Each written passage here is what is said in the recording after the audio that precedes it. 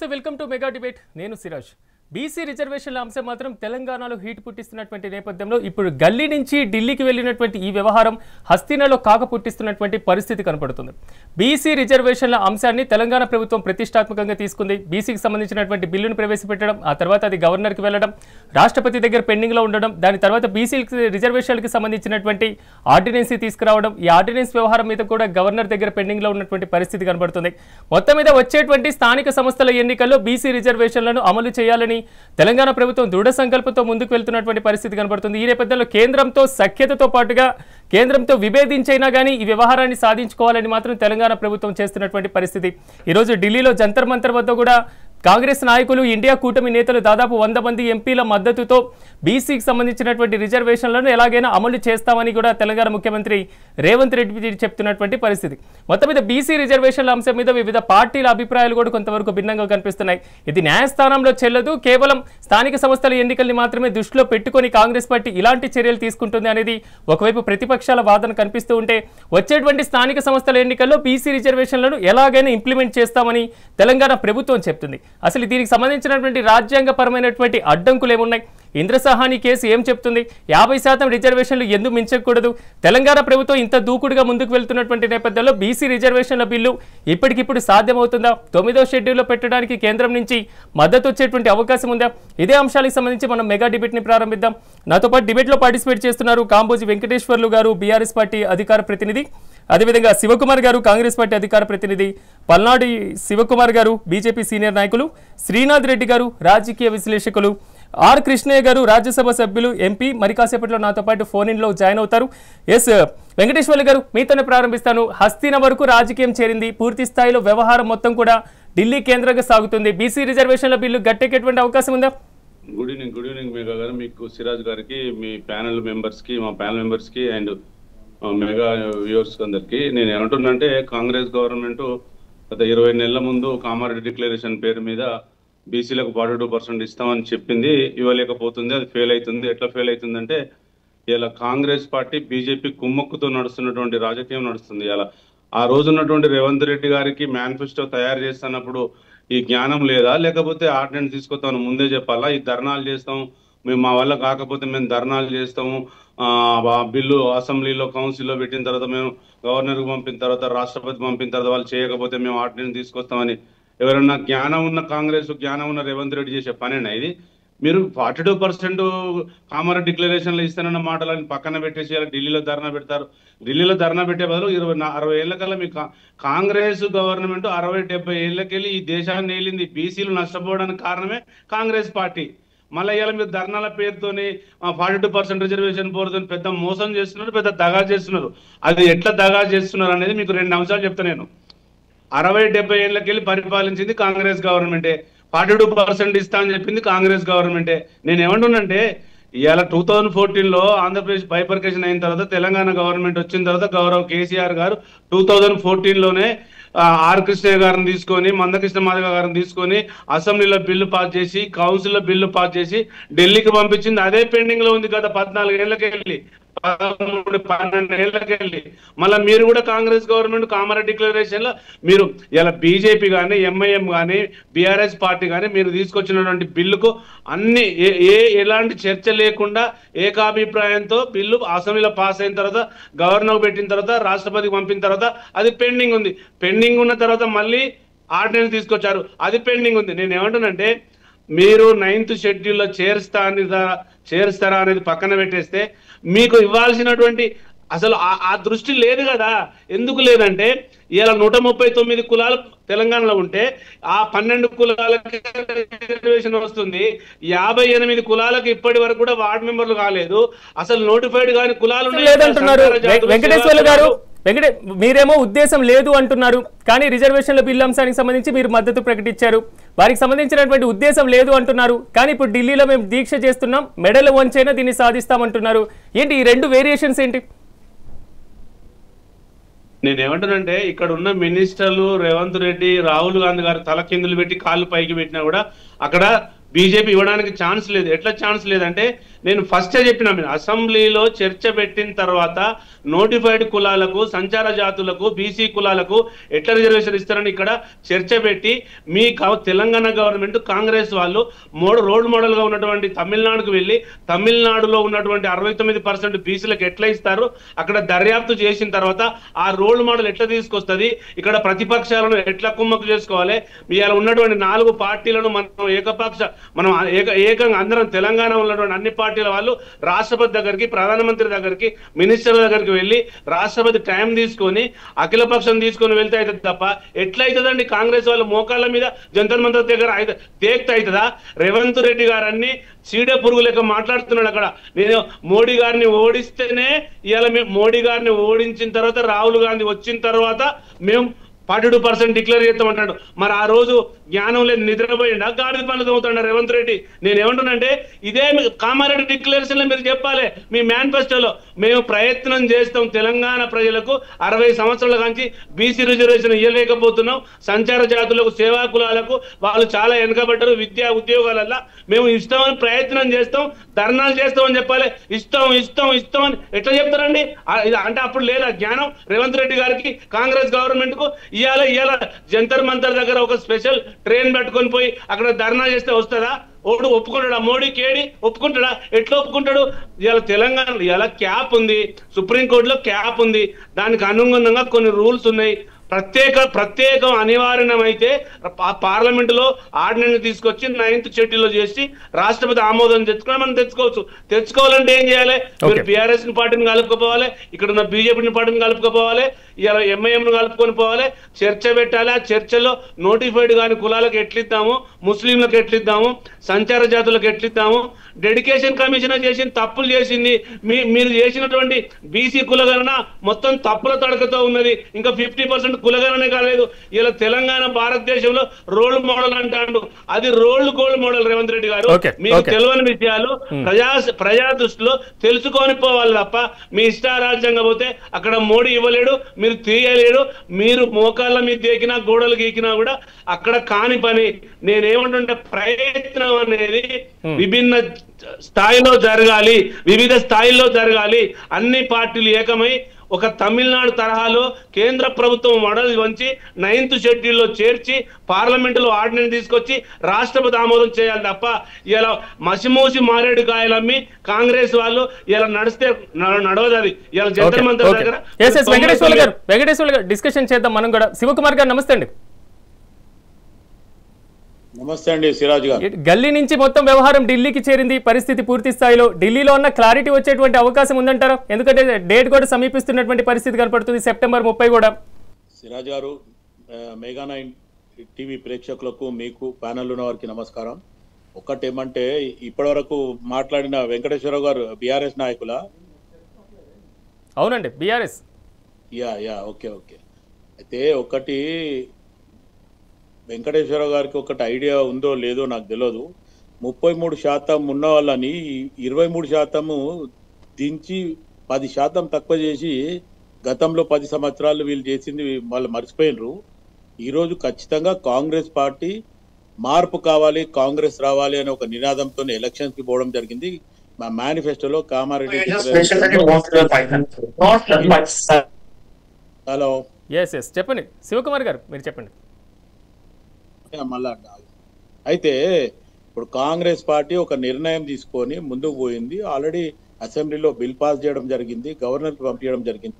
ఆ తర్వాత హైకోర్టు ఒక నిర్ణయం తీసుకొని లోకల్ బాడీస్ ఇప్పటి లోపల చేయాలనేది దాన్ని ఉద్దేశంలో పెట్టుకొని కాంగ్రెస్ పార్టీ ఆర్డినెన్స్ పాస్ చేసి ఆర్డినెన్స్ కూడా గవర్నర్కి పంపిస్తే గవర్నర్ రాష్ట్రపతికి పంపించిండు, అక్కడ పెండింగ్లో ఉంది. ఇప్పుడు బీజేపీ ఒకసారి ఒక నిర్ణయం తీసుకుంటే ఖచ్చితంగా జరుగుతుంది. బీజేపీ ఆల్రెడీ ఆపోజిషన్ పార్టీ కాబట్టి ఖచ్చితంగా కాంగ్రెస్ చెప్పింది వినదు. కానీ ఈరోజు అఖిల పక్షాన్ని పిలిచి మాట్లాడితే ఈ బీఆర్ఎస్ వాళ్ళకి ఒక్క ఎంపీ కూడా లేడు, అది వాళ్ళు మర్చిపోతున్నారు. ఆల్రెడీ అఖిలపక్షం పిలిచినప్పుడు వాళ్ళు రారన్నారు. ఏదైతే రాతపూర్వకంగా ఇస్తే కూడా ఇటు మన దగ్గర ఉన్న 8 ఎంపీలలో ఎవరైతే బీజేపీ ఎంపీలు దాంట్లో 2 మంత్రులు ఉన్నారు. వాళ్ళు జనరల్గా పార్టీకి ఏదైతే బీజేపీ ఆదేశాల మేరకు వాళ్ళు మేము రామన్న రకంగానే వాళ్ళు ఉన్నారు. సరే, ఇది పెండింగ్ ఉంది. కాంగ్రెస్ పార్టీ ఒక నిర్ణయం తీసుకుంది. ఆల్రెడీ అఖిలపక్షం పిలిచినా రాలేదు కాబట్టి కాంగ్రెస్ పార్టీ నిర్ణయం తీసుకొని 5వ తారీఖు 6వ తారీఖు 7వ తారీఖున ఒక నిర్ణయం తీసుకొని ఒక 20 days 15 days బ్యాకే ఈరోజు జరుగుతున్న జంతర్ మంతర్ దగ్గర జరుగుతున్న ధర్నా గురించి ఆల్రెడీ చెప్పింది. నిన్న మటుకు కాంగ్రెస్ పార్టీ ఏదైతే పార్లమెంట్లో మొత్తానికి స్తంభింపజేయడం జరిగింది, వాయిదా తీర్మానం చేయమని చెప్పి. తర్వాత ఈ రోజు జంతర్ మంతర్ దగ్గర ఏదైతే మీటింగ్ ధర్నా ఉందో జబర్దస్త్ ధర్నా ఢిల్లీలో బీసీ కులగణన గురించి 42% గురించి అనేది ఈరోజు ఢిల్లీలో ఉన్న పార్లమెంటేరియన్లకు అందరికీ కూడా అర్థమయ్యేలాగా కాంగ్రెస్ పార్టీ నిర్వహించింది. దాంట్లో బీసీ సంఘాలు కూడా పాల్గొనడం జరిగింది. సో రేపు మళ్ళీ అక్కడే ఉండి రాష్ట్రపతి గారిని కలిసి ఆమెకు కూడా వినతి పత్రం ఇచ్చి మీ దగ్గర ఏదైతే ఆర్డినెన్స్ పెండింగ్ ఉంది అది కూడా క్లియర్ చేయని చెప్పి పార్టీ పరంగా ఏ రకంగా చేయాలో అది చేయనీకే కాంగ్రెస్ పార్టీ చిత్తశుద్ధితో చేస్తుంది. డ్రామాలు ఏం చేస్తలేవు. ఇప్పుడు టీఆర్ఎస్ బీఆర్ఎస్ వాళ్ళ డ్రామారావు ఉన్నాడు కదా, ఆయనకు డ్రామాలు చేయడం బాగా అలవాటు, ఆయన డ్రామాలు చేస్తాడు. ఇప్పుడు గతంలో కేసీఆర్ 10 సంవత్సరాలు ఉన్నాడు, కనీసం పోర్ట్ఫోలియో ఏదైతే ప్రోటోకాల్ పాటించలేదు.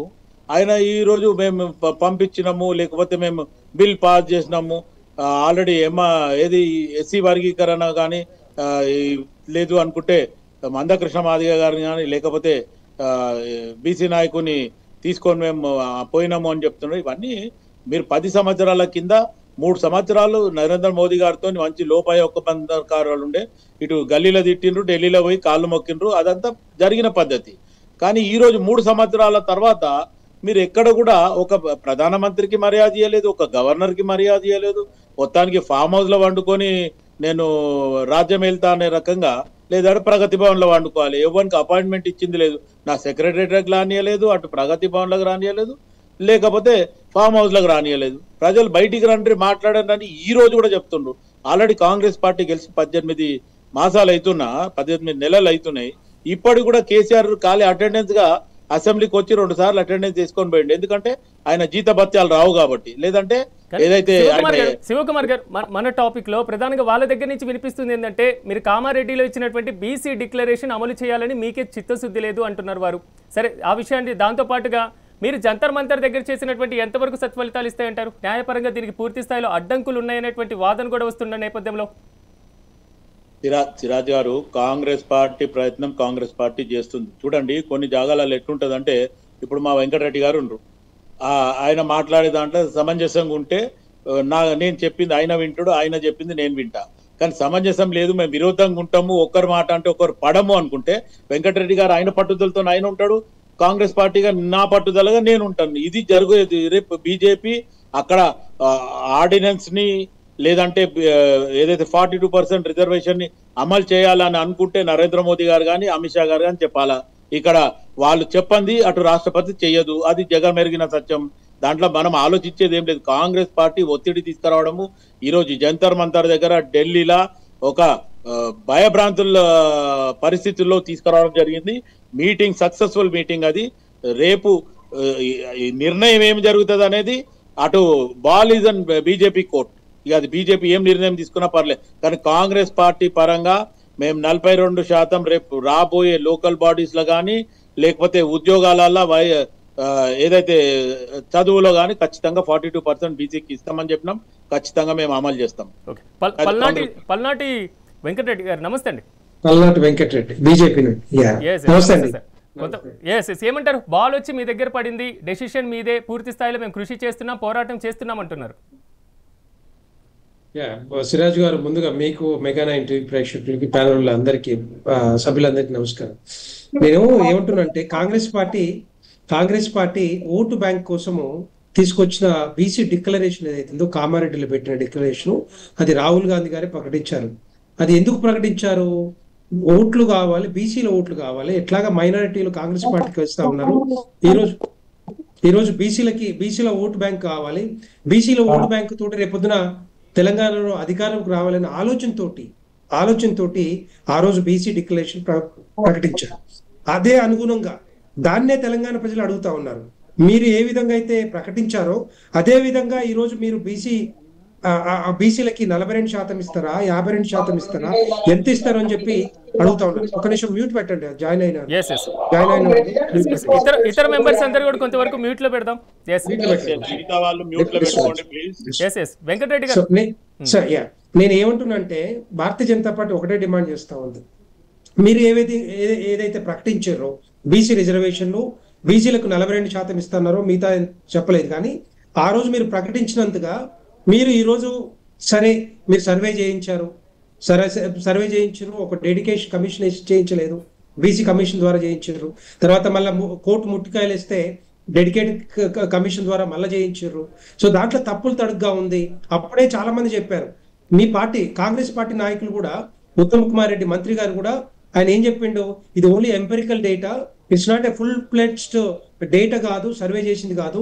దాంట్లో కొంతవరకు ఒక కాలనీలో ఒక 100 మంది ఉంటే దాంట్లో ఒక 10-20 ఇంట్లు తీసుకొని టోటల్ గా అక్కడ ఉన్న కాన్సన్ట్రేటెడ్ ఏదైతే బీసీ కులాలు ఉన్నారో వాళ్ళ నంబర్ తీసుకొని చేసింది అని చెప్పి ఆ రోజే చెప్పారు. అది కూడా తప్పు పడతా ఉన్నారు. డెఫినెట్ గా అందరు తప్పు పడతా ఉన్నారు. కుల పెద్దలు కానీ బీసీ సంఘాలు కానీ తప్పు పట్టారు. సరే అది తీసుకొచ్చారు, అసెంబ్లీలో బిల్లు ప్రవేశపెట్టారు, అది అక్కడి నుంచి రాష్ట్రపతికి పంపించారు. తర్వాత నేను ఏమంటున్నంటే, ఒకవేళ నిజంగానే మీరు ఏ విధంగా ఇచ్చారు 42% ఇస్తాని, లేకపోతే బీసీలకి రిజర్వేషన్ కల్పిస్తామని చెప్పి ఏ విధంగా చెప్పారు?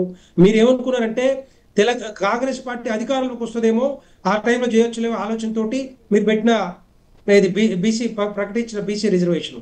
కానీ ఈ రోజు నేను ఏమంటున్నంటే, మీకు తెలుసు అది 50% క్యాప్ ఉంది సుప్రీంకోర్టులని, అది ఇంపాసిబుల్ అని చెప్పి కూడా తెలుసు. ఎందుకంటే దానికంటే ముందే 2015లో మీ ప్రభుత్వం, కాంగ్రెస్ ప్రభుత్వమే కర్ణాటకలో సర్వే చేయించింది. సర్వే చేసిన రిపోర్ట్ బయట పెట్టలేదు. బయట పెట్టారు ఎందుకంటే ఎట్టి పరిస్థితుల్లో అది ఇంపాసిబుల్ అని తెలిసి, సాధ్యం కాదని తెలిసి దాన్ని మీరు చేయలేదు. ఇప్పుడు మళ్ళీ సిద్ధరామయ్య మళ్ళీ వచ్చిండు, దాని మీద ఇప్పటివరకు దాని మీద మాట కూడా లేదు, కనీసం స్టేట్మెంట్ కూడా లేదు. ఎందుకంటే డెఫినెట్ గా అది సాధ్యం కాదు. అదేవిధంగా రెండో పాయింట్ ఏంటంటే 9th షెడ్యూల్ పెట్టాలంటే తమిళనాడులో 69% ఏ విధంగా ఇచ్చారు, 9th షెడ్యూల్ పెట్టింది తప్పితే దానికి ఇప్పటికి కూడా చట్టబద్ధత లేదు. సుప్రీం కోర్టులో ఇప్పటికి కూడా కేసు ఉంది. అదేవిధంగా ఉమ్మడి ఆంధ్రప్రదేశ్ లో 4% ముస్లింలకి ఏదైతే అప్పుడు ముఖ్యమంత్రి రాజశేఖర రెడ్డి గారు తీసుకొచ్చారో అది కూడా ఇప్పటికి కూడా కోర్టులో ఉంది. ఈ రెండు కూడా ఇప్పటికి స్టే మీద నడుస్తా ఉన్నాయి. స్టే మీద ఇంప్లిమెంట్ చేస్తా ఉన్నాయి తప్పితే పార్లమెంట్ లో రాజ్యాంగంలో ఎక్కడ కూడా మార్పులు చేయలేదు. ఒకవేళ నిజంగానే చేయాలంటే అదే కదా, 9వ షెడ్యూల్లో పెట్టండి, పూర్తి స్థాయిలో తెలంగాణ బీసీ ఓట్లను మీరు అడిగారు. బీసీ రిజర్వేషన్లకు సంబంధించినటువంటి అంశానికి మేము చిత్తశుద్ధితో ఉన్నాం. బీజేపీకి ఇది నెగిటివ్ కాదా? అక్కడికే వస్తున్నాను. నేనేమంటున్నానంటే భారతీయ జనతా పార్టీ ఒక కమిటెడ్ గా ఉంటది. ఏమైనా చెప్పిందంటే అది డెఫినెట్ గా చేస్తుంది. ఇదంతా కూడా బీసీలకు రిజర్వేషన్ ఇవ్వాలనేది సుష్మా స్వరాజ్ గారు, అప్పటిన్న మంత్రి, కేంద్ర మంత్రివర్యులు, ఈరోజు వారి సుష్మా స్వరాజ్ గారు తెలంగాణ చిన్నమ్మ అంటాము, వారి వర్ధంతి కూడా ఈ రోజు ఆమెకి ఘన నివాళులు అర్పిస్తా ఉన్న తెలంగాణ ప్రజల తరఫున. సో సుష్మా స్వరాజ్ గారు ఆ రోజే చెప్పారు, బీసీలకి తెలంగాణే కాదు భారతదేశం మొత్తం కూడా ఎంతమంది అయితే బీసీలు ఉన్నారో అంత రిజర్వేషన్ కల్పించాలని చెప్పి అప్పట్లోనే మరి మా భారతీయ జనతా పార్టీలో చర్చ జరిగింది. దానికి అనుగుణంగానే మొన్న 3 నెలల ముందు ప్రధానమంత్రి నరేంద్ర మోడీ గారు జనగణనతో పాటుగా భారతదేశం అంతా కూడా కులగణన చేస్తాం, డెఫినెట్ గా అది సైంటిఫిక్ డేటా వస్తుంది, అప్పుడే గానీ టోటల్ గా భారతదేశం అంతా కూడా బీసీలు ఎంతమంది ఉన్నారో అంతమందికి రిజర్వేషన్లు కల్పించే అవకాశం డెఫినెట్ గా దొరుకుతుందని చెప్పి ప్రధానమంత్రి నరేంద్ర మోడీ గారు అనౌన్స్ చేశారు. అది కమిటెడ్. అది భారతీయ జనతా పార్టీ ఒక్క మాట చెప్పిందంటే డెఫినెట్ గా చేస్తాం. తెలంగాణ రాష్ట్రం కాదు, కర్ణాటక కాదు, తమిళనాడు కాదు, బీహార్ కాదు, అన్ని రాష్ట్రాల్లో డెఫినెట్ గా చేసే సత్తా భారతీయ జనతా పార్టీకి ఉంది. నేను శ్రీనాథ్ రెడ్డి గారి వర్షన్ తీసుకొని మళ్ళీ మీ దగ్గరికి వస్తాను. శ్రీనాథ్ రెడ్డి గారు నమస్తే అండి. నమస్తే సార్. కానీ ఇప్పుడు బీజేపీ వర్షన్ చెప్తుంది జనగణన తర్వాత పూర్తి స్థాయిలో మేము ఇంప్లిమెంట్ చేయడానికి సిద్ధంగా ఉన్నాం తెలంగాణతో పాటుగా. కానీ ప్రస్తుతం మేము చేసినటువంటి అంశం ఈ రిజర్వేషన్ల అంశాన్ని మీరు ఇంప్లిమెంట్ చేయండి, తెలంగాణలో ఉన్నటువంటి బీసీ ఓట్లను కూడా మీరు పొందారు కదా అని ముఖ్యమంత్రి ఈరోజు జంతర్ మంతర్లో దీక్ష చేశారు, ధర్నా చేయడం జరిగింది. అక్కడ దానికి సంబంధించి కేంద్ర ప్రభుత్వం మీద కూడా ధ్వజమెత్తడం జరిగింది. ఏమంటారు ఈ మొత్తం వ్యవహారం మీద మీ విశ్లేషణ ఏంటి? మొత్తానికి బీసీ రిజర్వేషన్ల అంశాన్ని అటు కాంగ్రెస్ తో పాటు ఇటు భారతీయ జనతా పార్టీ ఓన్లీ రాజకీయంగా వాడుకోవడానికి ప్రయత్నం చేస్తోంది తప్ప ఇది బీసీలకు ఉపయోగపడేలాగా లేదా బీసీలకు రిజర్వేషన్లను కల్పించి తద్వారా వారి యొక్క జీవన విధానాన్ని, వారి యొక్క ఆర్థిక స్థితిగతులను మెరుగుపరిచే విధంగా ఈ పార్టీలు చిత్తశుద్ధితో వ్యవహరించలేదన్నటువంటిది కొంత ఈ పరిణామాలను బట్టి అర్థమవుతోంది. ఎందుకంటే తెలంగాణలో డిమాండ్ చేస్తున్నటువంటి కాంగ్రెస్ పార్టీ ఇతర అధికారంలో ఉన్నటువంటి ఆ రాష్ట్రాల్లో డిమాండ్ చేయని పరిస్థితి కనిపిస్తుంది. భారతీయ జనతా పార్టీ కూడా బీసీ రిజర్వేషన్లకు సంబంధించి తన యొక్క స్ట్రాటజీ తను చేస్తా ఉంది. ఎందుకంటే బీసీలలో కలిసేటటువంటి ముస్లింల శాతం ఎక్కువగా ఉంది. వారు ఒకవైపు మైనారిటీ కోటాలో ఉంటూనే మరీ బీసీలలోకి రావడం, 2 అవకాశాలను పొందేటటువంటి అంశాన్ని కూడా భారతీయ జనతా పార్టీ వ్యతిరేకిస్తున్నట్లుగా కూడా మనకు వారి యొక్క చర్యలను బట్టి అర్థమవుతుంది. దీంతో భారతీయ జనతా పార్టీ తన స్టాండ్ ఏమో ఏదైతే ఉందో మైనారిటీలకు సంబంధించి వారి యొక్క స్టాండ్ ఉందో దాన్ని ఇంప్లిమెంట్ చేయడానికి ప్రయత్నం చేస్తోంది. భారతీయ జనతా పార్టీ చేస్తున్నటువంటి బీసీ రిజర్వేషన్లకు సంబంధించినటువంటి చట్టసభల్లో చేయాల్సినటువంటి అంశాలను డిలే అవుతున్నటువంటి కారణాలను కాంగ్రెస్ పార్టీ ఎత్తి చూపేటటువంటి పరిస్థితి ఉంది. దీని ద్వారా కాంగ్రెస్ పార్టీ తెలంగాణలో లబ్ధి పొందాలని చూస్తోంది. రాబోయేటటువంటి రోజుల్లో స్థానిక సంస్థలకు సంబంధించినటువంటి ఎన్నికలు జరగబోతా ఉన్నాయి. ఇది అటు కాంగ్రెస్ పార్టీకి, ఇటు భారతీయ జనతా పార్టీకి తెలంగాణలో చాలా అత్యవసరమైనటువంటి పరిస్థితి. ఆయా పార్టీల జీవన మరణ సమస్యగా కూడా ఉన్నటువంటి నేపథ్యంలో 2 రాజకీయ పార్టీలు బీసీల ఓట్లను దండుకోవడానికి ఎవరి ఎత్తుగడలను వారు వేస్తా ఉన్నారు అన్నటువంటి దీన్ని బట్టి మనకు స్పష్టమవుతోంది సార్. రెండోది కూడా శ్రీనాథ్ రెడ్డి గారు, ఒకసారి బిల్లు ప్రవేశపెట్టిన తర్వాత ఆ బిల్లు రాష్ట్రపతి దగ్గర పెండింగ్ ఉన్నటువంటి అంశం కూడా మనందరికీ విదితమే. ఈ నేపథ్యంలో మళ్ళీ ఆర్డినెన్స్ వ్యవహారం అంటే పూర్తిగా ఇది బీజేపీ మీద నెట్టి బీజేపీకి నెగిటివ్ తీసుకురావాలనా, లేక ఒకవేళ 9th షెడ్యూల్లోనే పెడితే కాంగ్రెస్ పార్టీ క్రెడిట్ తీసుకునేటువంటి అవకాశం ఉందంటారా? ఇది 9th షెడ్యూల్ కావచ్చు లేదా ఇతర అంశాల్లో కావచ్చు, ఇక్కడ ఎవరికి చిత్తశుద్ధి లేదు ఈ రాజకీయ పార్టీలకు, ఏదైతే కాంగ్రెస్ పార్టీ కావచ్చు అటు భారతీయ జనతా పార్టీ కావచ్చు అన్నటువంటి అంశాన్ని నేను డిబేట్ కు ప్రారంభంలోనే చెప్పి ఉన్నాను. అంటే ఎవరైతే వారికి అనుకూలమైనటువంటి అంశాన్ని లేదా ఆ పార్టీకి సంబంధించినటువంటి ప్రత్యర్థి, అంటే కాంగ్రెస్ పార్టీ బీజేపీ చేయలేని, బీజేపీకి రాజకీయంగా ఇబ్బంది కలిగేటటువంటి అంశం ద్వారా ముందుకెళ్లాలని కాంగ్రెస్ పార్టీ భావిస్తోంది. ఆ విధంగా కాంగ్రెస్ పార్టీ డిమాండ్ చేస్తోంది. ఈరోజు జంతర్ మంతర్ వద్ద ధర్నా చేయడం ద్వారా, కేంద్ర ప్రభుత్వాన్ని గట్టిగా డిమాండ్ చేయడం ద్వారా రేవంత్ రెడ్డి జాతీయ రాజకీయాలలో బీసీలకు సంబంధించినటువంటి రిజర్వేషన్ల అంశాన్ని కాంగ్రెస్ పార్టీ నుంచి వినిపించడంతో పాటు తెలంగాణలో జరుగుతున్నటువంటి రాబోయేటటువంటి స్థానిక సంస్థల ఎన్నికల్లో బీసీల ఓట్లను తెలుగుదేశం కాంగ్రెస్ పార్టీ రేవంత్ రెడ్డి నాయకత్వంలో తన వైపు తిప్పుకోవడానికి ప్రయత్నం జరుగుతా ఉంది. మొత్తానికి తెలంగాణ కాంగ్రెస్ లో జరుగుతున్నటువంటి అంతర్గత విభేదాలలో నుంచి కూడా రేవంత్ రెడ్డి ఎక్కువ ఫోకస్ అవడానికి ఈ కార్యక్రమాన్ని వినియోగించుకున్నట్లుగా కూడా కొంతమంది మన రాజకీయాలను బట్టి చూస్తే అర్థమవుతుంది. భారతీయ జనతా పార్టీ కూడా దీన్ని చేయాలి అని సిద్ధశుద్ధితో అనుకుంటే చేసేటువంటి కార్యక్రమం ఉంది. అయితే భారతీయ జనతా పార్టీకి తెలంగాణలో కాంగ్రెస్ పార్టీ డిమాండ్ చేస్తున్న విధంగా చేస్తే ఇతర రాష్ట్రాల్లో కూడా చాలా సమస్యలు తలెత్తేటటువంటి అవకాశం ఉంది.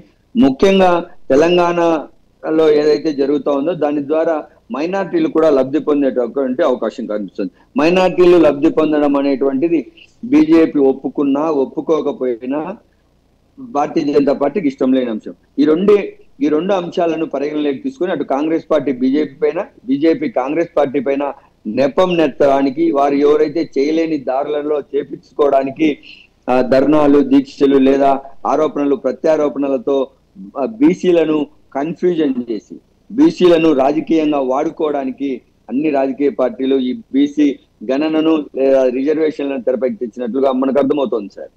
వెంకటేశ్వర్లు గారు, మొత్తం మీద స్థానిక సంస్థల ఎన్నికల్లో రేపే ఇంప్లిమెంటేజ్ దీన్ని చేయాలని తెలంగాణ ప్రభుత్వం కూడా సంకల్పించింది. పూర్తి స్థాయిలో మేము ప్రక్రియ చేస్తున్నాం, మీరేమో బీసీ కామారెడ్డి డిక్లరేషన్ మీరు అమలు చేయాలని కాంగ్రెస్ పార్టీకి చిత్తశుద్ధి లేదన్నారు ఇందాక. కానీ ఆ చిత్తశుద్ధిలో భాగంగానే ఈ ప్రాసెస్ మొత్తం, ఈ ప్రక్రియ మొత్తం చేస్తున్నామంటున్నారు కాంగ్రెస్ పార్టీ నేతలు. ఏమంటారు? రాజు గారు, నేను ఒక మాట చెప్పాను. మనందరం అన్ని పార్టీల్లో ఉన్న వివిధ స్థాయిల్లో ఉన్నటువంటి పెద్ద మనుషులం. కాంగ్రెస్ పార్టీ చేయాల్సిన పని చేయకుండా జంతర్ మంతర్ దగ్గర అబ్బరకదబ్బర అంటే రిజర్వేషన్ రాదండి.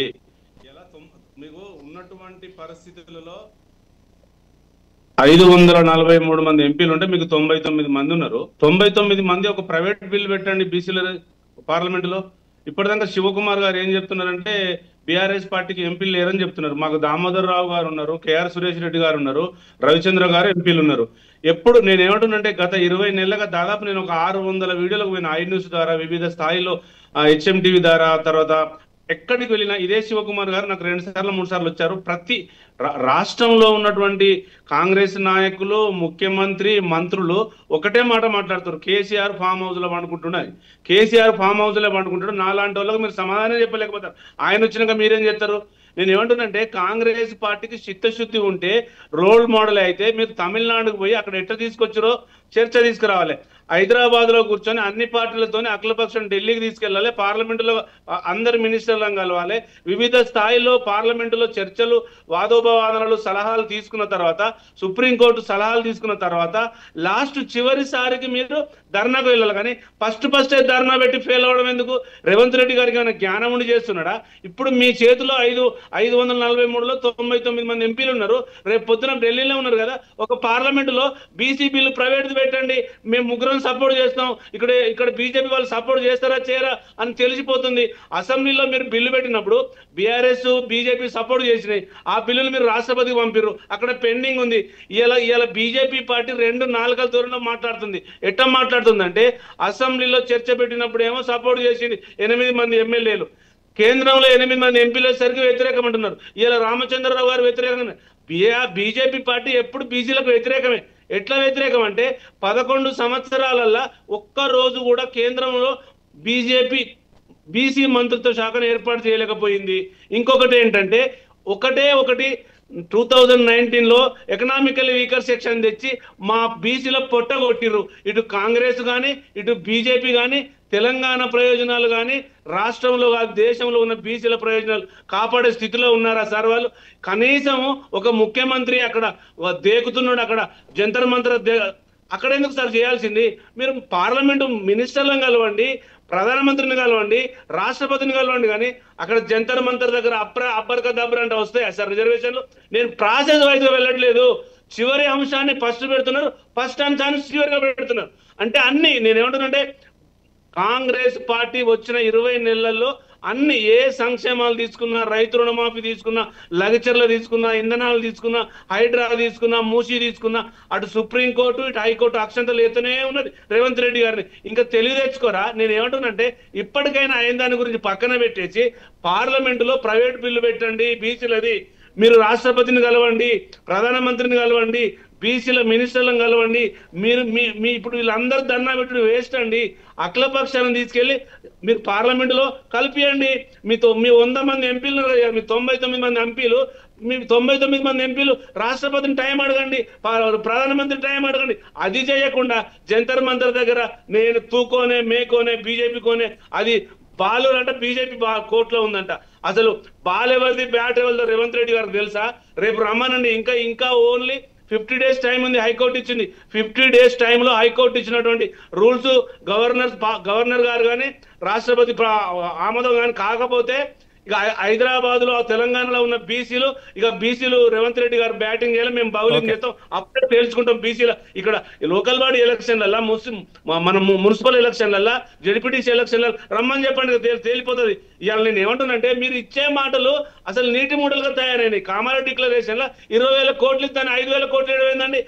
మీరు సంవత్సరానికి 20,000 కోట్లు అన్నారు, 5 సంవత్సరాలకు 1,00,000 కోట్లు అన్నారు. ఏమైనా ఇచ్చి బీసీలకు ఏం చేసిరండి? నేను ఏమంటున్నానంటే కనీసం ఒక మంత్రిత్వ శాఖ ఇస్తే అది ఎక్కడో ఒక చిన్న శాఖ ఇచ్చారు. మీరు ఇస్తారన్న బీసీ 42% అయితే మరి 8 మంది 9 మంది ఉండాలి కదా. ఇప్పుడు బీసీ ఎందుకు 3 ఇచ్చారు? మరి రేవంత్ రెడ్డి దిగిపోయి బీసీకి ఇవ్వచ్చు కదా. ఇవన్నీ రేవంత్ రెడ్డి మసిమూసి మారడగాలని డిస్కషన్ చేద్దాం. మొత్తం మీద బీసీ రిజర్వేషన్ల బిల్లు మాత్రం ఢిల్లీకి చేరింది. జంతర్ మంతర్ వద్ద దీక్ష, రాష్ట్రపతి అపాయింట్మెంట్, దాని తర్వాత లోక్సభలో 2 సభల్లో కూడా వాయిదా తీర్మానాలు, ఇలా పరంపర కొనసాగుతుంది. అసలు ఢిల్లీలో రేవంత్ రెడ్డి ఏం మాట్లాడారో ఒకసారి చూద్దాం. ఈ ధర్నాకు మీరెందుకు రాలేదు అని నేను బీఆర్ఎస్ వాళ్ళని అడుగుతున్నా. బీజేపీ వాళ్ళు నరేంద్ర మోడీ గారి మోచెత్తి నీళ్లు తాగొచ్చు, మరి బీఆర్ఎస్ వాళ్ళు మోడీ గారి చెప్పులు మోసి బతుకుతున్నారా? మీరు మాకండగా నిలబడకుండా నిన్న ఓ సన్నాసి మాట్లాడతాడు, ఎన్నికల కమిషన్ కలవనికి వచ్చిన ఢిల్లీ కానీ రేవంత్ రెడ్డి జంతర్ మంతర్ల డ్రామా చేస్తున్నాడు. ఆయన పేరే డ్రామారావు. డ్రామా నీ ఇంట్లో ఉంది, నీ ఒంట్లో ఉంది, నీ రక్తంలో ఉంది, నీ పేరులో ఉంది. మీ మొత్తం కుటుంబమే డ్రామాలేసి బతికే కుటుంబం మీది. మాకు డ్రామాలు అవసరం లేదు, చిత్తశుద్ధి ఉంది. మీ ఇంట్లోనే చక్కగా లేరు. ఒకరు బీసీకి అనుకూలం అంటే ఇంకొకరు వ్యతిరేకం అంటారు, మూడోగా ఆయన మధ్యస్థం అంటారు. నేను అటు కాదు, నేను ఇటు కాదు అంటాడు ఈయన. ఈ అటు ఇటు కానోడు కూడా నా గురించి మాట్లాడతాడు. మొత్తం మీద మాత్రం రాష్ట్రంలో ఉన్నటువంటి ప్రతిపక్ష బీఆర్ఎస్ మీద, కేంద్రంలో అధికారంలో ఉన్నటువంటి బీజేపీ మీద ఇలా వరుస పెట్టి తెలంగాణ ముఖ్యమంత్రి బీసీ అంశాన్ని మాత్రం కొంతవరకు తెర మీదకి తెస్తున్నారు. సో దీని సత్ఫలితాలు ఎలా ఉన్నా బీజేపీ మాత్రం దీంట్లో ముస్లిం రిజర్వేషన్లు జత చేయడం, దీనికి సంబంధించినటువంటి ప్రాసెస్ ఒకటి సరిగ్గా లేదని తన వాదన కూడా వినిపిస్తుంది. ఎస్ శివకుమార్ గారు ఏమంటారు? పూర్తి స్థాయిలో ఇంతమంది ఇండియా మెంబర్స్ ఉన్నారు, పూర్తి స్థాయిలో పార్లమెంట్లో మీరు ఎందుకు ప్రైవేట్ మెంబర్స్ బిల్లును ప్రవేశపెట్టలేకపోతున్నారు అంటున్నారు. అటువైపు బీఆర్ఎస్ దగ్గర నుంచి కానివ్వండి, ఏదైనా కానివ్వండి. సో ఆ ప్రాసెస్ కూడా ఉందిగా, ఎందుకు అది ఆలోచన లేదా? కాంగ్రెస్ పార్టీ ప్రభుత్వం ఒక ప్రాసెస్ గానే పోతుంది, స్టెప్ బై స్టెప్ పోయింది. ఇప్పుడు ఈ రోజు ఆర్డినెన్స్ తీసుకురావడం కూడా మజాక్ కాదు కదా. ఆల్రెడీ ఆర్డినెన్స్ తీసుకొచ్చామంటే ఆల్రెడీ అసెంబ్లీలో బిల్ పాస్ చేసినాం, ఆల్ పార్టీస్ కూడా ఓకే అన్నాయి. గవర్నర్ గారి దగ్గర ఉంది, గవర్నర్ గారు రాష్ట్రపతికి పంపించిండ్రు, అది పెండింగ్ లో పెట్టిండ్రు వాళ్ళు. ఇప్పుడు ఇమీడియట్ గా ఆర్డినెన్స్ పెట్టినాము, ఆర్డినెన్స్ పెట్టి ఢిల్లీకి పోయి ఈరోజు ఢిల్లీలో ఆల్రెడీ రాష్ట్రపతి రేపు అపాయింట్మెంట్ ఉంది. నిన్న పార్లమెంట్ ని స్తంభింపజేయడం జరిగింది. ఈ రోజు జంతర్ మంతర్ దగ్గర ధర్నా జరగడం జరిగింది. మొత్తానికి ఇండియా కూటమి ఎంపీలు కూడా రావడం జరిగింది, మా హైకమాండ్ వాళ్ళు రావడం జరిగింది. మొత్తానికి ఈ రోజు అనుకున్న దాన్ని అనుకున్నట్టు సక్సెస్ చేయడం జరిగింది. అది నిజంగా కూడా ఇన్నేళ్ల చరిత్రలో తెలంగాణ వచ్చిన తర్వాత ఇది ఒక సపరేట్ గా తీసుకుపోయి ఒక బీసీ ధర్నా, గతంలో బీసీ కులాలు లేదా బీసీ ఆర్గనైజేషన్స్ ఒక ధర్నా చేసిండ్రు. ఈరోజు పార్టీ పరంగా కాంగ్రెస్ పార్టీ తెలంగాణ రాష్ట్రంలో అధికారంలో ఉండి కూడా చేయడం జరిగింది. కాకపోతే ఈరోజు ఎవరైతే ఇప్పుడు ఇంతకుముందు రేవంత్ రెడ్డి గారు అన్నట్టు కేటీఆర్ గారు మాటలే మాట్లాడుతున్నారు. ఆయనకు ఒక నిక్ నేమ్ ఉంది డ్రామారావు అని. డ్రామారావు డ్రామాలు ఆయన డ్రామాలు చేస్తాడు, వేరే డ్రామాలు చేయడం కాదు. ఇప్పుడు ఈ రోజు వీళ్ళ డ్రామా అంతా ఎడ కూర్చొని చేస్తుండ్రు, కేసీఆర్ గారు ఇంట్లో కూర్చొని చేస్తుండ్రు. హరీష్ రావు, కేటీఆర్, జగదీశ్వర్ రెడ్డి వీళ్ళంతా ఎందుకు తర్జన భర్జన పడుతుండ్రు? ఈరోజు మేడిగడ్డ మొత్తానికి BC Ghosh commission the report already ముఖ్యమంత్రి రేవంత్ రెడ్డి గారికి వచ్చింది. ఇప్పుడు రేపు అసెంబ్లీలో అది తీర్మానం చేసి ఇమీడియట్ గా రేపు మా పరిస్థితి ఏందనే రకంగా ఉంది. ఈ టీఆర్ఎస్ బీఆర్ఎస్ లకి కనీసం ఆ కవితకున్న ఇంగిత జ్ఞానం లేదు. కనీసం ఆ డ్రామారావు డ్రామాలు చేసుకుంటే ఏడ పండుకుంటో తెలియదు. కవిత అన్న కనీసం వచ్చి ధర్నా చౌక్లు వచ్చి ధర్నా చేస్తున్నామే, మా అనుబంధ సంస్థ అంటారు, ఇంకా మళ్ళా బీఆర్ఎస్ కి అనుబంధ సంస్థ అంటారు. ఆ కనీసం ఆడ కూతురుకున్నంత ధైర్యం కూడా టీఆర్ఎస్ బీఆర్ఎస్ వాళ్ళు ముందుకు వచ్చి బీసీలకు సపోర్ట్ చేస్తలేరంటే మనం నిజంగా కూడా వాళ్ళ చిత్తశుద్ధిని శంకించాల్సి వస్తుంది.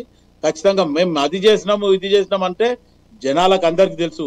గతంలో కేసీఆర్ కి కాగ్ గాని హైకోర్టు గాని ఎన్ని మొట్టకాయలు వేసినా చోటు ఎదురుగా శంకుదినట్టు తెలిపామంటున్నారు కదా. ఎందుకంటే మీరు ఆర్డినెన్స్ తీసుకొచ్చేటువంటి ప్రాసెస్ కానివ్వండి, బిల్లు తీసుకొచ్చేటువంటి ప్రాసెస్ కానివ్వండి, రాష్ట్రంలో మీరు అధికారంలో ఉన్నారు, పూర్తి స్థాయి మద్దతు అంటే మీ పరిధిలో ఎంతవరకు చేయగలిగారు మీరు అది చేశామంటున్నారు. కానీ వారు కూడా ప్రైవేట్ మెంబర్స్ బిల్లు పెడితే మాకున్నటువంటి ఎంపీలతో మేము మద్దతు ఇస్తామని బీఆర్ఎస్ వర్షన్ కూడా చెప్తుంది.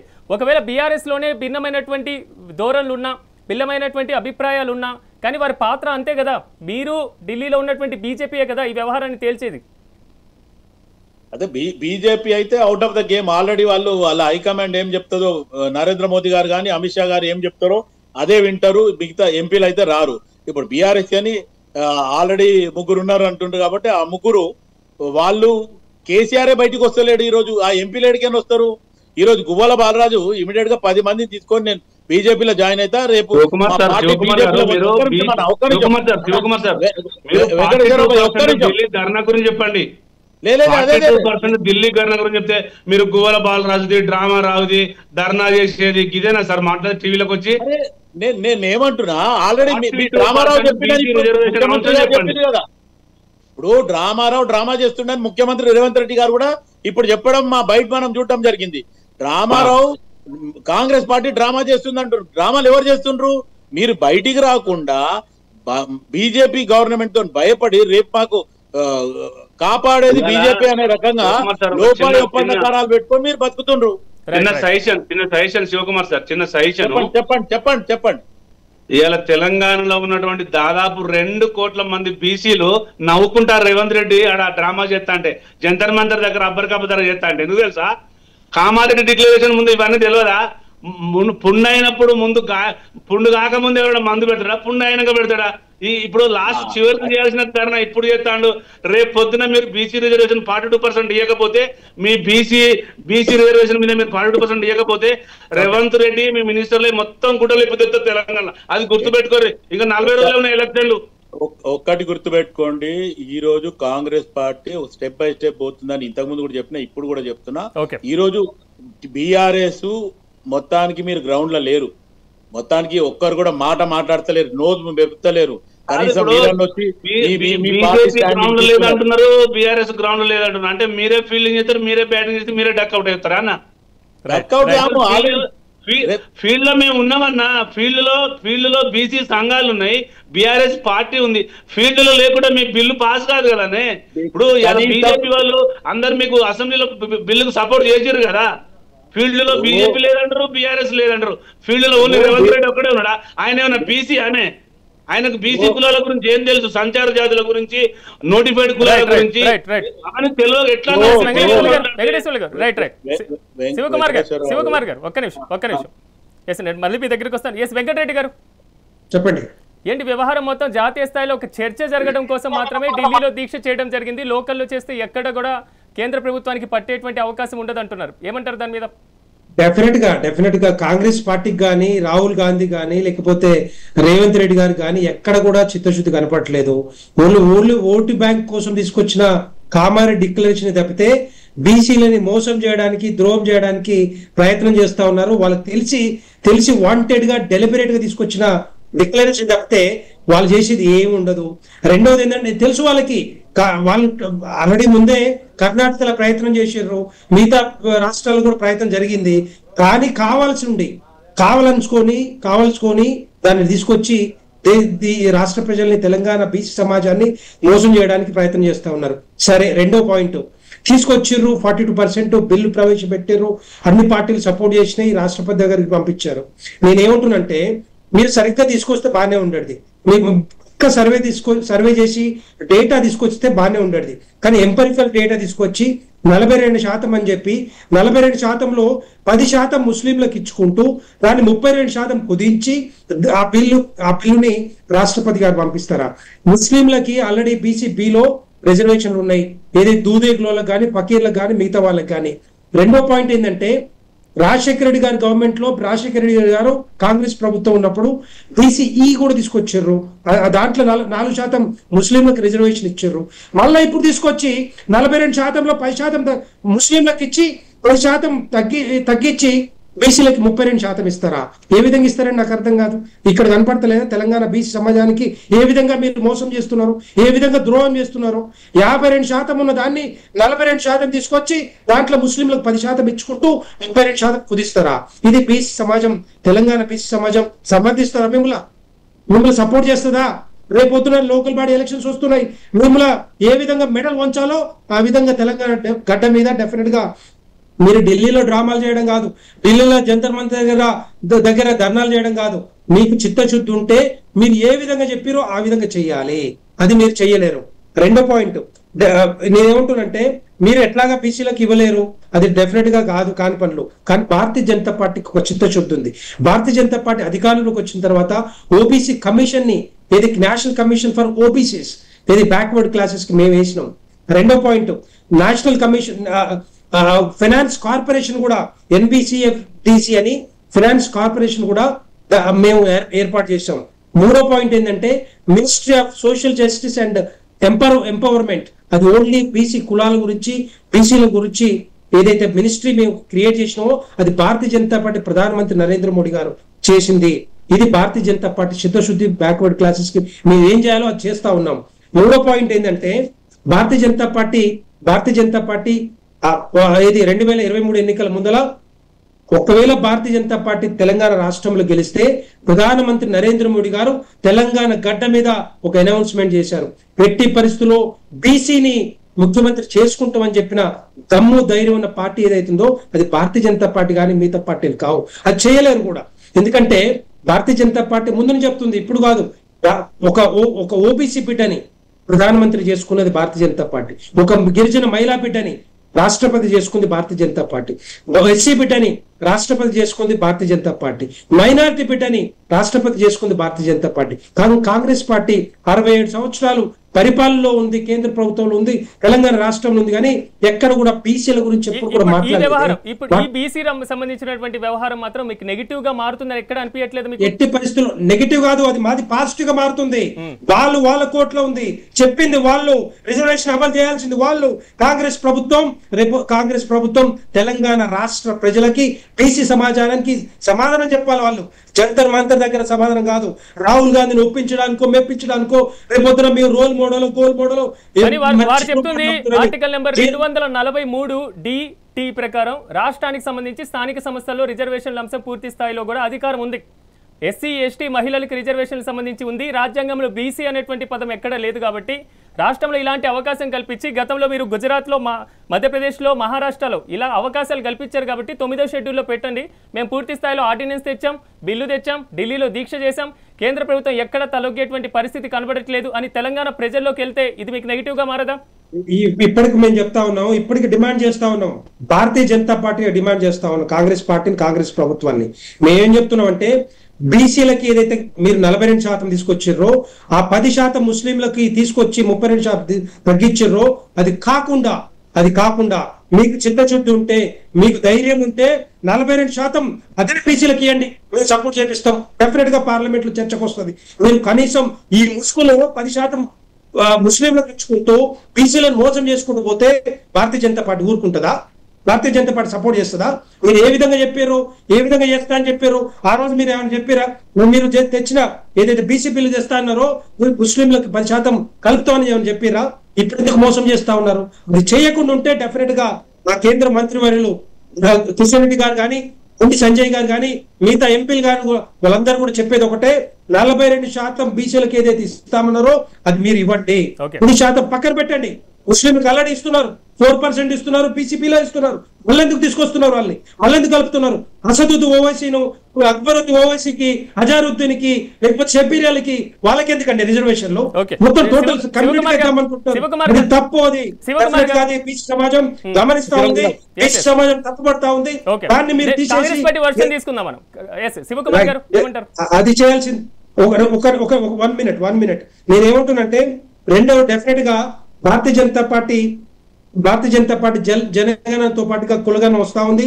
ఎట్టి పరిస్థితుల్లో భారతదేశం మొత్తం బీసీలు ఎంతమంది ఉన్నారో అంతమందికి రిజర్వేషన్ ఇచ్చే అవకాశం ఓన్లీ భారతీయ జనతా పార్టీకి, ప్రధానమంత్రి నరేంద్ర మోడీ గారు తీసుకుంటే తప్పితే కాంగ్రెస్ పార్టీ కాదు. కాంగ్రెస్ పార్టీ మనకు తెలుసు ఈ విధంగా ఇక్కడ తెలంగాణ రాష్ట్రంలో 6 గ్యారెంటీలు ఏ విధంగా మోసం చేసిర్రో, వాగ్దానాలు 400 అంశాలు ఏ విధంగా మోసం చేసిర్రో, అదే విధంగా బీసీ సమాజాన్ని కూడా మోసం చేయడానికి ప్రయత్నం చేస్తున్నారు. ఇది ఓన్లీ ఓటు బ్యాంక్ కోసం, లోకల్ బాడీ ఎలక్షన్స్ కోసమే చేస్తున్న ప్రయత్నం తప్పితే వాళ్ళకి డెవలప్మెంట్ మీద కానీ, వెల్ఫేర్ మీద కానీ ఎక్కడ కూడా శివకుమార్ గారు. సిరాజ్ గారు, ఇప్పుడు వెంకటరెడ్డి గారు మాట్లాడుతుండ్రు 10% వీళ్ళు చేస్తున్నామని, కానీ ఎక్కడ కూడా వీళ్ళు గుజరాత్ లో చేసింది, ఇప్పుడు ఇంతకుముందు మీరు అన్నట్టు మహారాష్ట్రలో కానీ మధ్యప్రదేశ్లో కానీ చేసినప్పుడు మరి వాళ్ళు చేస్తే మొత్తానికి బీసీలో అక్కడ ఉండొచ్చు, ఇక్కడ ఉండడానికి లేదు. ఇంకోటి వెంకటరెడ్డి గారు ఇంకో మాట అన్నాడు, బీజేపీ కనుక తెలంగాణలో అధికారం వస్తే బీసీ ముఖ్యమంత్రిని చేస్తా అని. ఒక అధ్యక్షుడిని ముఖ్యమంత్రి ముందైతే చేయండి. గతంలో చేసిన వాళ్ళని ఒక్క రోజు 2 రోజులలో కేటీఆర్ చెప్పిండు దూరం పెట్టిరు. కానీ ఇప్పుడు ప్రస్తుతానికి ఒక బీసీ అధ్యక్షుడిని చేయలేదు. 11 సంవత్సరాల నుంచి కాలాదాన్ లాయింగ్. ఈ రోజు మొత్తానికి రాహుల్ గాంధీ గారు ఏదైతే చెప్పారో జిస్కి ఇచ్చేదారి ఉత్తి భాగ్యదారి అని చెప్పిన మాటని ఈ రోజు జరుగుతున్న పార్లమెంట్ కాదు, గతంలో 2 పార్లమెంట్లను మొత్తం స్తంభింపజేయడం జరిగింది. రాహుల్ గాంధీ గారు మాట్లాడిన మాటనే ఈరోజు బీజేపీ ప్రభుత్వం హైజాక్ చేసి దేశం కోసం ధర్మం కోసం అనేమో జనాలకు చెప్తుండే గతంలో. ఇప్పుడు ఈ నరేంద్ర మోదీ గారు కానీ, అమిత్ షా ప్రభుత్వం దేశం కోసం ధర్మం కోసం కాదు, మొత్తానికి బీజేపీ ప్రభుత్వం ఎక్కడ పడితే అక్కడ ఎవరిని పడితే హైజాక్ చేయాలని వాళ్ళు అనుకున్నదే చేయాలని చిత్తశుద్ధితో వాళ్ళు అన్నారు. మాటలు చెప్పడం మట్టు చాలా బాగుంటుంది కానీ ఏం చేయలేని శివకుమార్ గారు ఏమంటున్నారు, మ్యూట్లో ఉన్నారు. ఒక నిమిషం శివకుమార్ గారు ఏమంటున్నారంటే ఈ తెలంగాణలో బీసీని ప్రెసిడెంట్ చేయలేదు అంటున్నారు. ఇదే సమాధానం చెప్తా ఉన్నాను. దీనికంటే ముందు ఇప్పుడు రామచంద్రరావు గారి ముందు ప్రెసిడెంట్ ఎవరంటే అధ్యక్షులు తెలంగాణ రాష్ట్రంలో భారతీయ జనతా పార్టీ బండి సంజయ్ గారు, కిషన్ రెడ్డి గారు, బండి సంజయ్ గారి కంటే ముందల డాక్టర్ కె లక్ష్మణ్ గారు, ఇప్పుడు OBC Morcha president, Rajya Sabha member. ఆయన కంటే ముందల చలపతిరావు గారిని కూడా బీసీని చేసుకున్నాం. ఇద్దరు ఎస్సీలని అధ్యక్షులు చేసుకున్నాం. అది మా భారతీయ జనతా పార్టీ. కానీ మిగతా పార్టీలో కాదు. న్యాయం కావాలంటే, న్యాయం చేయాలంటే, బీసీ సమాజాన్ని డెవలప్ చేయాలంటే ఒకటే ఏంటంటే భారతీయ జనతా పార్టీకి శివకుమార్ గారు, వెంకటేశ్వర్లు గారు ఒక్క నిమిషం నేను మీ దగ్గరకు వస్తాను. శివకుమార్ గారు, ఒక ప్రశ్న ఏంటంటే ఇప్పుడు బీసీ రిజర్వేషన్లు అనేటువంటి అంశానికి సంబంధించిన ఈ వ్యవహారం తేలకుండా మీరు స్థానిక సంస్థల ఎన్నికలకి వెళ్తే 42% సంబంధించినటువంటి బీసీ అభ్యర్థులకు మీరు అవకాశం ఇచ్చేటువంటి పరిస్థితి కనబడుతుందా? ఒకటే అండి సిరాజ్ గారు, కాంగ్రెస్ పార్టీ గతంలో కూడా నిర్ణయం తీసుకున్నప్పుడు ఓపెన్ గా చెప్పింది, రేపు బిల్లు పాస్ అయినా పాస్ అవ్వకపోయినా మేము పార్టీ పరంగా అయినా 42% ఇస్తాము, బీజేపీ బీఆర్ఎస్ తయారు ఉందా అనే రకంగా కూడా ఇది జరగక ముందే ముఖ్యమంత్రి గారు ఓపెన్ గా చెప్పడం జరిగింది. ఆయన సందేశంలో కానీ, ఆయన స్పీచ్ ఇచ్చినప్పుడు కానీ, ఈవెన్ మీడియా ముందు కూడా అదే చెప్పడం జరిగింది. ఈ బీజేపీ ఎట్లాగో అడ్డుకుంటది, ఇప్పుడు ప్రస్తుతానికి ఈ బిల్లు ముందు పడనియదు. ఎందుకంటే రాష్ట్రపతి కూడా ఇటు నరేంద్ర మోదీ గారు కానీ అమిత్ షా గారు చెప్పే వరకు రాష్ట్రపతి గారు ఈ బిల్లుని మూవ్మెంట్ చేయరు. కాబట్టి ఖచ్చితంగా వాళ్ళ మీద ఒత్తిడి చేయడానికే ఈ రోజు ఈ ధర్నా ఇదంతా తీసుకురావడం జరిగింది. రాష్ట్రపతి దగ్గర అపాయింట్మెంట్ తీసుకొని రేపు మార్నింగ్ కలుస్తున్నారు. నిన్న మటుకు పార్లమెంట్ లో కూడా స్తంభించబడేం చేయడం జరిగింది. వాయిదా తీర్మానం పెట్టండి అని చెప్పి కూడా ఎంత ఒత్తిడి తెచ్చినా పెట్టలేదు. మొండి వైఖరి వివరించారు స్పీకర్ గారు. రేపు కాంగ్రెస్ పార్టీ ఎట్టి పరిస్థితుల్లో పార్టీ పరంగా అయినా సరే 42% ఖచ్చితంగా రేపు రాబోయే స్థానిక సంస్థలలో ఖచ్చితంగా కాంగ్రెస్ పార్టీ ఇస్తుంది. బీజేపీ బీఆర్ఎస్ ఆలోచించుకోండి. రైట్, వెంకటేశ్వర్లు గారు, పూర్తి స్థాయిలో రిజర్వేషన్లు ఇంప్లిమెంట్ అయినా అవ్వకపోయినా 42% బీసీ అభ్యర్థులకి మేము టికెట్లు ఇస్తామంటున్నారు. ఇది మిగిలిన రెండు పార్టీల మీద ఎఫెక్ట్ ఉండవుదంటారా? ఇప్పుడు సిరాజ్ గారు, నేను ఏం చెప్తున్నంటే గౌరవ గెస్టులు అన్ని పార్టీల వాళ్ళు ఆలోచన చేయాల్సింది ఏంటంటే 60, 70, 80 ఏళ్ల స్వాతంత్రంలో రెండే పార్టీలు పరిపాలించిన భారతదేశాన్ని. 66 ఏళ్ళు కాంగ్రెస్ పార్టీ, 11 ఏళ్ళు బీజేపీ పార్టీ పరిపాలించింది. ఇలా బీజేపీ 11 సంవత్సరాలుగా మన మోడీ గారు ఒక మంత్రిత్వ శాఖను వేయలేకపోతాడు, ఈడబ్ల్యూ చట్టం తెచ్చిండు. వాళ్ళు బీజేపీ ఏం పని చేయదు.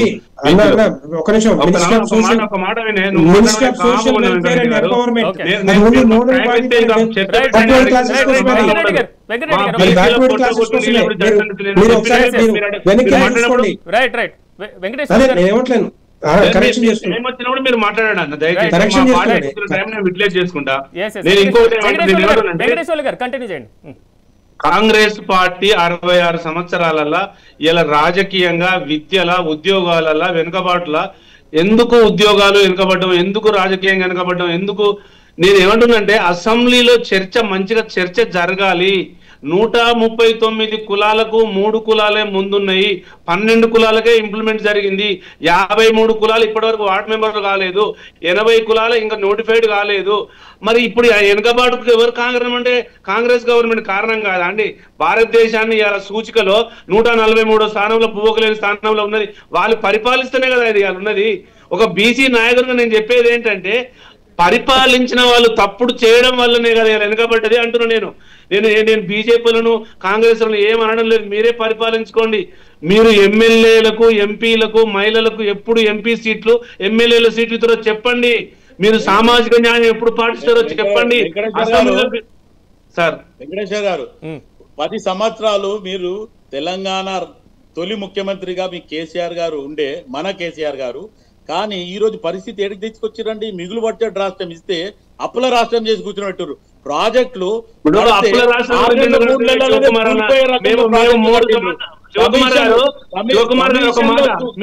సమాధానం తాగండి. మేము 3 సంవత్సరాల 2 లక్షల కోట్లు అప్పు చేస్తే రేవంత్ రెడ్డి గారు 1 సంవత్సరంలో 1,80,000 కోట్లు చేసిండు. మీరు బీసీ రిజర్వేషన్ గురించి మాట్లాడడం అంటే గదెందుకు మాట్లాడుతారండి? నాకు అర్థం కాదు. నేను బీసీల గురించి మాట్లాడను.